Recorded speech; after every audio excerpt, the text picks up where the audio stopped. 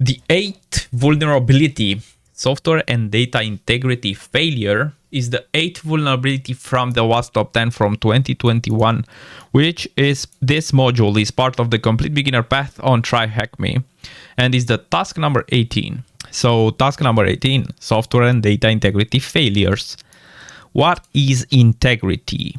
When talking about integrity, we refer to the capacity we have to ascertain that a piece of data remains unmodified. Integrity is essential in cybersecurity as we care about maintaining important data free from unwanted or malicious modifications. Integrity basically is also part of the triad in cybersecurity CIA, which comes from confidentiality, integrity, and availability, right?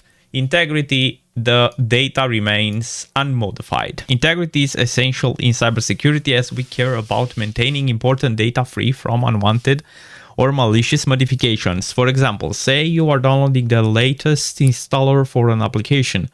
How can you be sure that while downloading it, it wasn't modified in transit or somehow got damaged by a transmission error?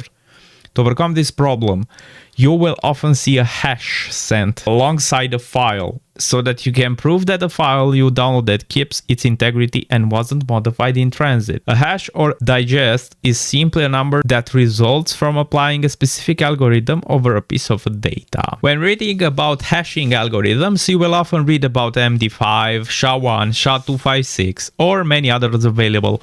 Let's take WinSCP as an example to understand better how we can use hashes to check a file's integrity.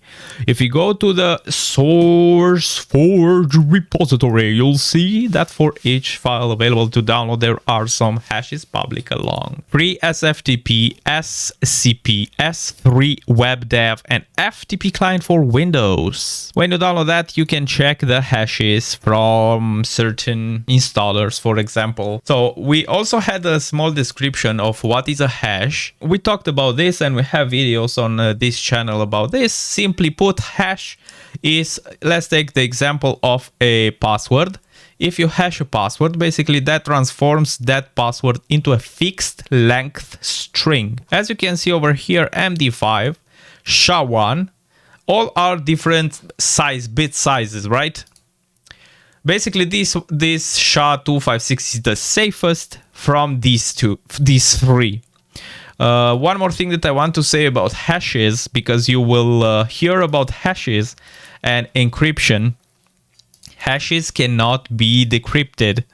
Basically, once a password is hashed, you will see this hash, right?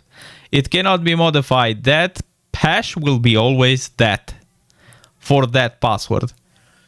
If you encrypt that password, well, you need a key to decrypt it, right? Let's leave it at this. These are just two of the differences between a hash and an encryption.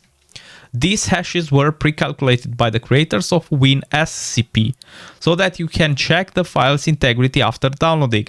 If you download the setup of that tool, we can recalculate the hashes and compare them against the ones published in SourceForge. To calculate the difference hash in Linux, we can use the following commands.